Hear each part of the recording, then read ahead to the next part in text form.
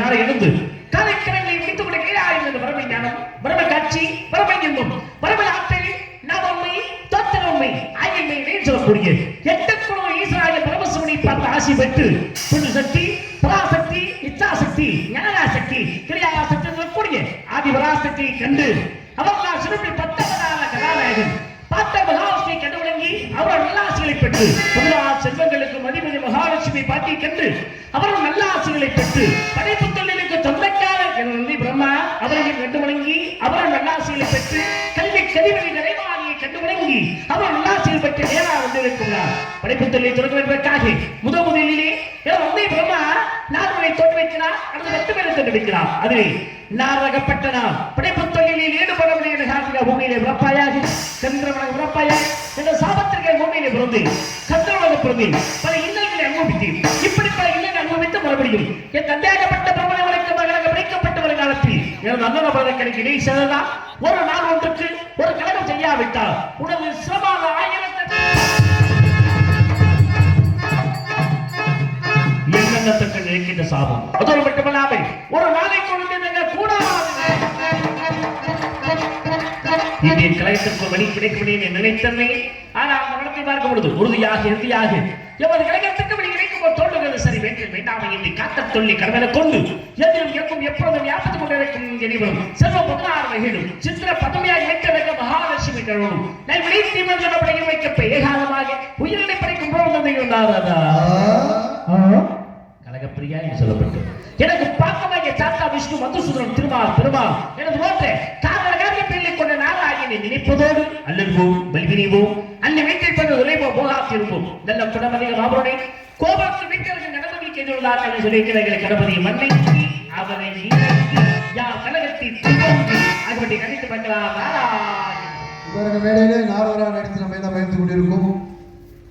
நாடகத்தின் அமைப்பாளரும் நிகழ்ச்சியின் ஒருங்கிணைப்பாளரும் உங்கள் பாசத்துக்கு பாத்திரமான இதிகாசத்துடன் இலக்கியத்துடன் சகோதரர் பெருமாள்ராஜ் அவர்களுக்கு பொன்னாடை அணிவித்து தயவு செய்து வந்திருக்கும் நாரதர் பெருமாள்ராஜ் அவர்கள் வரவிருக்கும் வள்ளி நந்தினியை பார்த்து பயப்படாமல் தர்க்கம் செய்ய வேண்டும் என்று கிராமத்தின் சார்பாக இந்த பொன்னாடையை பற்றி கௌரவித்துள்ளார்கள்.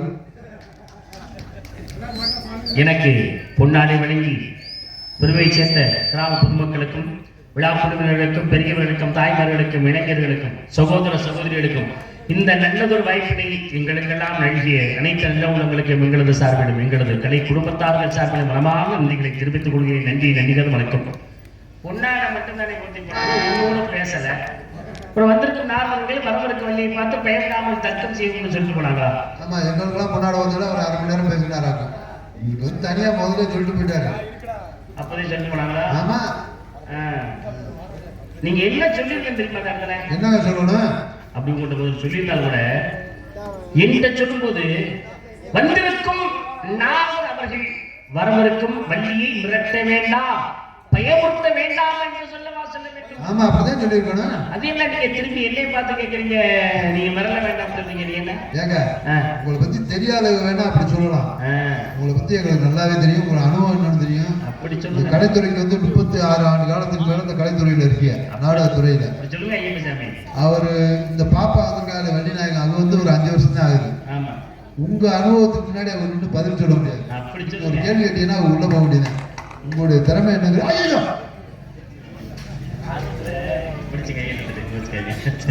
கொடுத்தா கீழே குடிச்சு தள்ளுவீங்களா?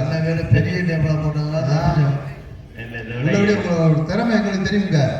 அதனால வள்ளியம்மா வந்து இப்போ வந்து பிள்ளை. ஆமா, அவங்க கிராமத்துல ஏதாச்சும் ஒண்ணு சொல்லுவாங்க. அவங்க சந்தோஷத்துக்காண்டி ஏதாச்சும் ஒண்ணு சொல்லுவாங்க. இதை சொல்லுங்கண்ணே அப்படின்னு சொல்லுவாங்க. அவங்க அவங்களுடைய சந்தோஷத்துக்காண்டி அதை சொல்றாங்க, தவறு இல்லை. அப்படியே நான் அவங்க சொன்னா நான் இங்க மேடையில சொல்லியிருந்தாலும் உங்க மனசு அதனால பார்த்துட்டு இருந்தா கூட மன்னிச்சுங்க. ஏன்னா நீங்க மாபெரும் மலை. பெருமாள்ராஜ் யாரு உலகம் இருந்த ஒரு விஷயம். உலகத்தில் உள்ள அனைத்து தமிழர்களுக்கும் தெரியும் பெருமாள் திறமை. அதனால அவங்க 1000 சொல்லுவாங்க, நீங்க பயப்படாம பேசுங்க. அது என்ன கடைசியில வாழைப்பழத்தை ஊசி ஏற்ற மாதிரி நீங்க பயப்படாம பேசுங்க. நல்லதுக்கு இல்ல மைக்க மரியாதை வெயில மண்டையை பிறந்து அதே மைக்க வச்சு புரியுதா?